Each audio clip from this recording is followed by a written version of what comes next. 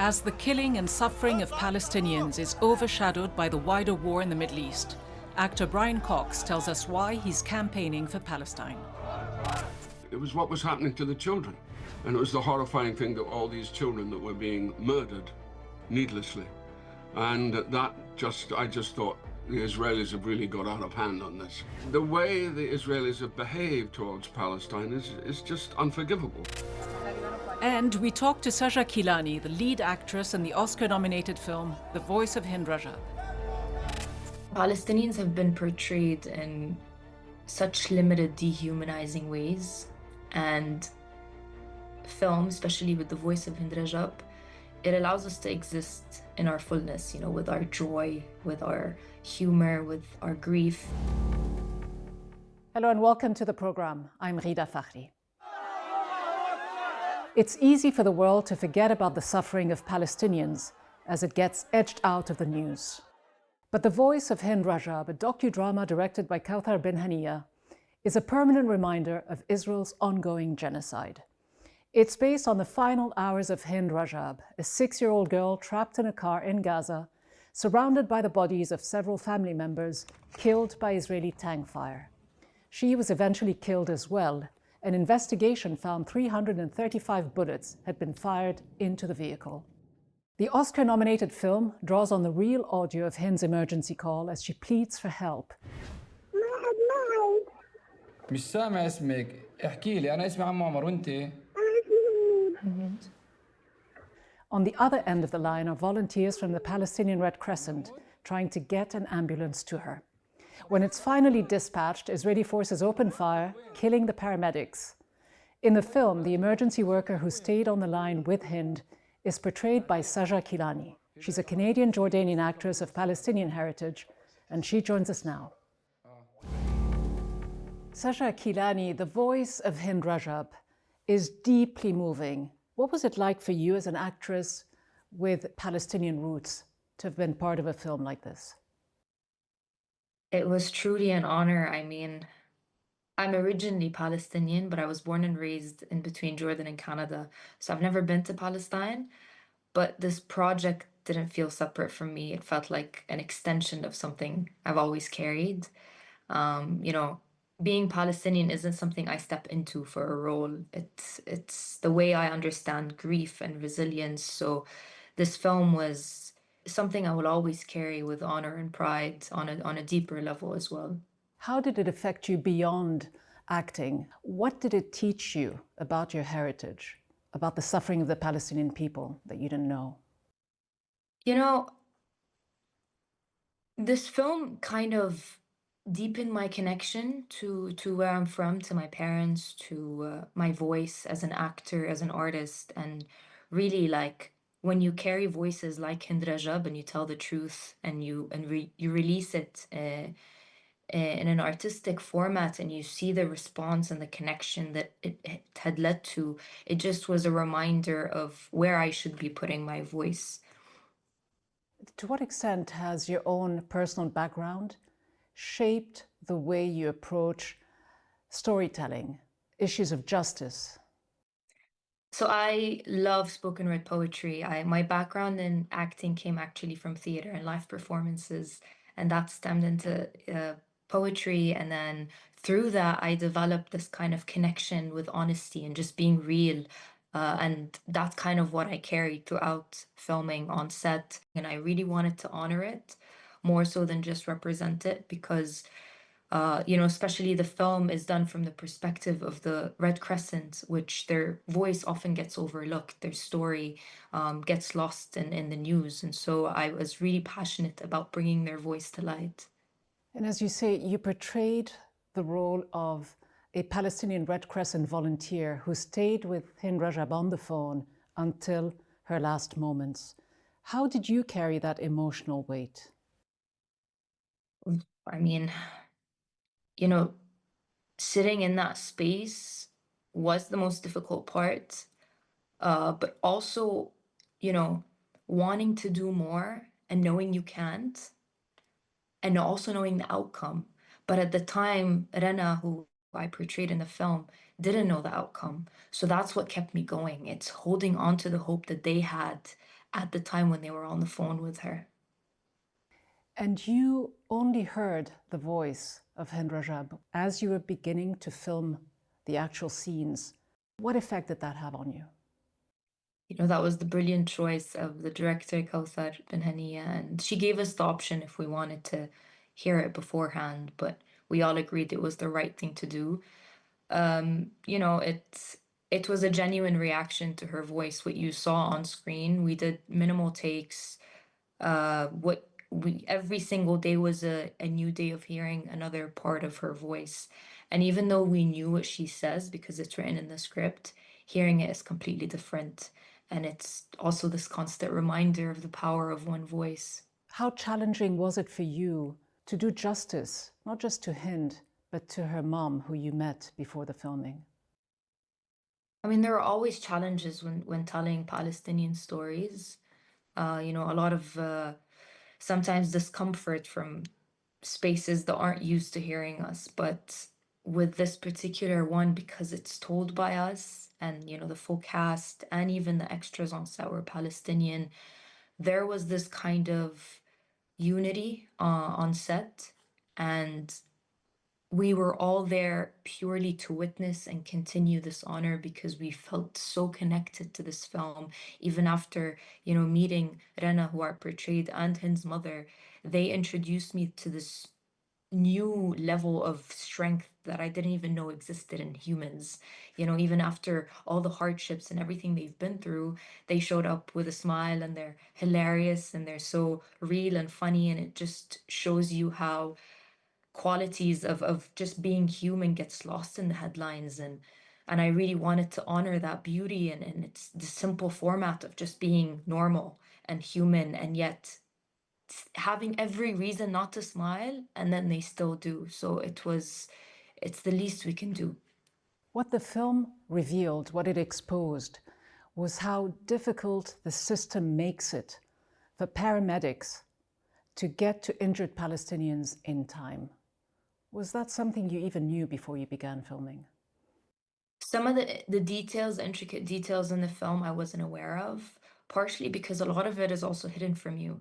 And when, you know, it was really research and studying this, when we found out how far the ambulance actually was, an 8-minute drive, an ambulance cannot get to a child who's calling for help and it's just 8 minutes away. And yet they spent hours on the phone just trying to get the green light. And even after they got the green light, they were still faced with cruelty and injustice and they were murdered for it. So it's, you know, it's also the power of cinema. You know, it allows you to really, whatever the news sometimes hides from you, cinema kind of puts it in your face. And this film has really broken through and achieved quite a bit of success globally, even though it still faced quite a few obstacles. But what is it that you hope Western audiences truly understand or feel after watching this film? You know, Palestinians have been portrayed in such limited, dehumanizing ways. And film, especially with the voice of Hind Rajab, it allows us to exist in our fullness, you know, with our joy, with our humor, with our grief. And it shifts the narrative from us being just an issue to being, you know, the word humanize, actually, I've said this before in a poem, but I find the word humanize quite absurd because it's almost like saying we weren't human before and now we qualify to being human. So I hope this film also touches on that as well. And you're right to point to this word, the dehumanization of Palestinians, that is so prevalent in the media, in Western media. Yes. So how important is it for films to be able to reach audiences, and how difficult does it still remain?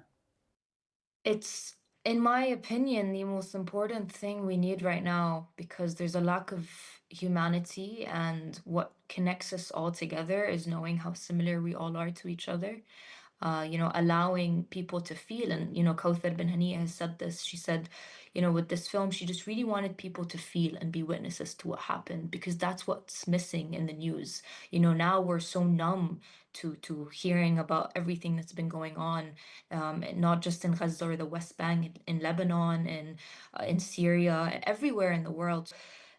Film kind of allows you to bring back something in you that I feel has been slowly dying with the current situations ongoing. And it's to remind us this is what we need. We need to feel, we need to understand each other on a human level, because that's what we're missing.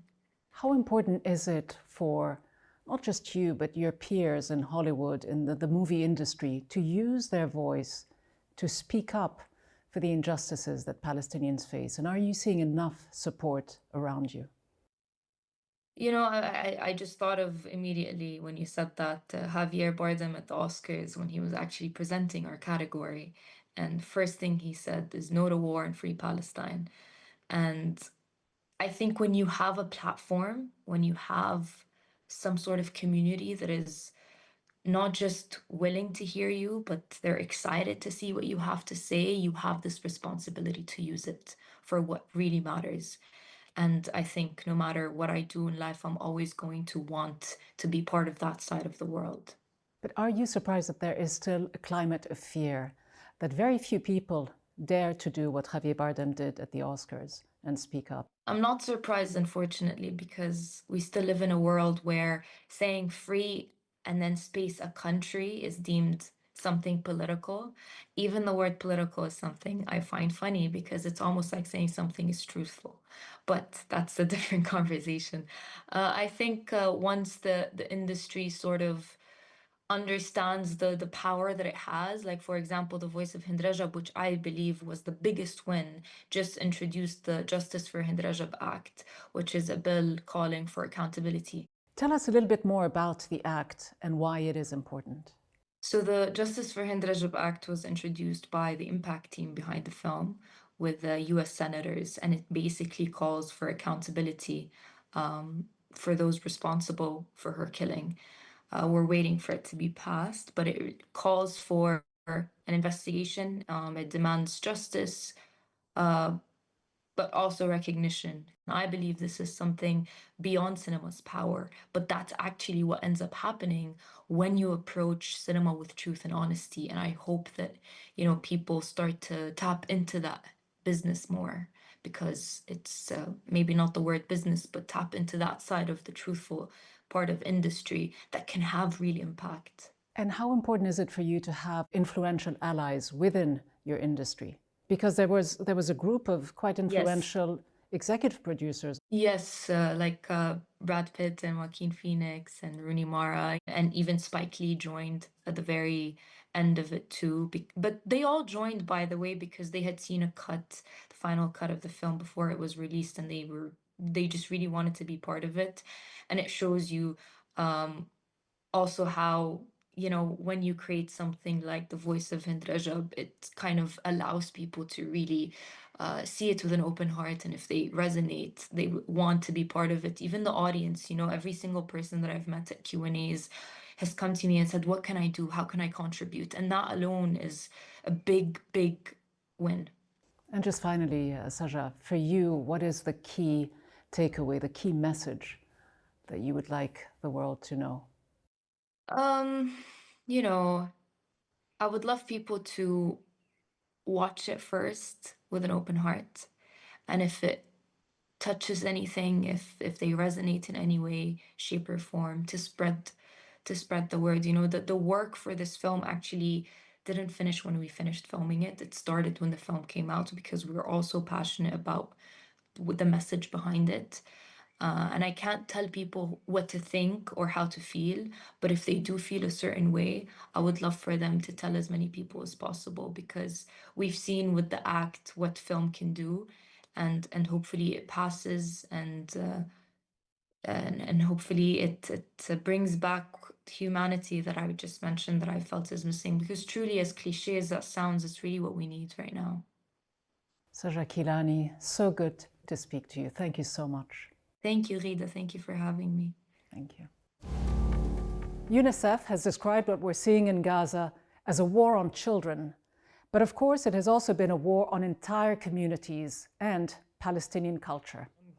Refat El Arir, a prominent Palestinian poet and writer, was killed by an Israeli strike in northern Gaza after reportedly receiving threats from the Israeli army. After his killing, his poem, If I Must Die, was shared across the world, translated into more than 250 languages. Among those who gave voice to it is the Scottish actor Brian Cox. If I must die, you must live to tell my story, to sell my things, to buy a piece of cloth and some strings. Make it white with a long tail, so that a child somewhere in Gaza, while looking heaven in the eye, awaiting his dad who left in a blaze and bid no one farewell, not even to his flesh, not even to himself, sees the kite, my kite you made, flying up above, and thinks for a moment an angel is there, bringing back love. Brian Cox joins us now. Brian Cox, why was it important for you to read this poem by Refat El Arir and to lend your voice to the Palestinian struggle in Gaza today? Well, it's really ironic because the first thing I just liked the poem. Irrespective of Gaza, I just thought it was the most beautiful poem. I should die, think only that, I just thought it was a really lovely poem. And then, of course, the Gaza conflict, when I read that poem, hadn't got into its full thing. And then the poem became more associated because I'd read it in such a public way with the cause. But of course, I was really horrified with what happened in Palestine. I was particularly horrified by when the ceasefires happened, and then the first people that were killed were women and children getting water. And I thought, this is not good. This is bad.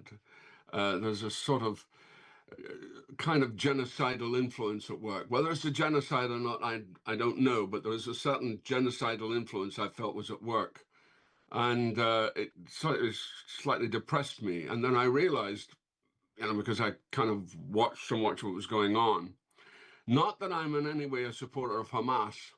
I think Hamas have not done its people any favors whatsoever, quite frankly, especially with what happened on October the 7th. Nevertheless, that doesn't take away from what's happening to Palestine, and what's happening to Palestine is truly awful, as far as I'm concerned. How did you first become involved in advocating for Palestinian rights, and what keeps you motivated to speak up? It was what was happening to the children, and it was the horrifying thing that all these children that were being murdered needlessly. And I just thought the Israelis have really got out of hand on this. I've been accused of being an anti-Semite. I'm not an anti-Semite. I've never been an anti-Semite. Some of my closest and dearest friends are Jewish. But I was horrified by what Netanyahu was doing. I just felt that it was obscene, really, quite honestly. And I thought, the Palestinians need support. They need help. They need to be taken care of, and it's so clear, it's so obvious, and certainly what happened during that whole period was just, I don't know, it was just horrific. And particularly, I noticed it when the ceasefire was coming, that it was the children and the women that were being targeted, and I found that truly atrocious, quite honestly. And you took a stance. You signed a pledge to boycott film companies that are complicit in Israel's genocide. Yes. What kind of backlash has there been? And just how important is it for actors and filmmakers to take a similar stance? I don't know. I can only do it for myself. I'm too old, too tired, and too talented, quite frankly, to take any I just feel that I don't want to do that anymore. I believe that the truth is important, and I believe that it was a travesty what was happening in Palestine. And on further investigation, this was even after the poem.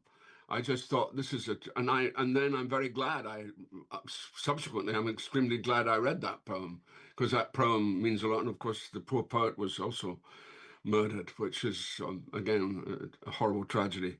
But it's just that the way the Israelis have behaved towards Palestine is just unforgivable, quite honestly. Are you surprised that not more actors, more filmmakers have actually spoken up? Well, I think that a lot of people are sort of worried about their careers, you know.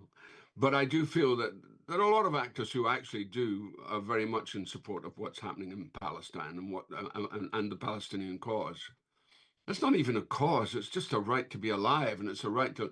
I mean, it's very funny. I saw that wonderful film, Palestine 36, and saw what happened then and how incredible Palestine was and how organized it was. And I felt that the British were put in an invidious position. It was a terrible time, you know, and particularly for the Jews, it was an appalling time. And so they were put in the position to find, you know, somewhere for the Jews to go. And they found Palestine. But the problem is Palestine is such a small country. And they were having Jews from Romania, they were having Jews from Austria, they were having Jews from virtually everywhere in Europe. And I realized eventually there was going to be a sort of balance that was going to be upset. And it's trying to keep that balance, which is so important. How do you change the dominant narrative in Hollywood, in European cinema, when it comes to Palestinians, when it comes to the stereotyping and the biased portrayals of Palestinians in movies?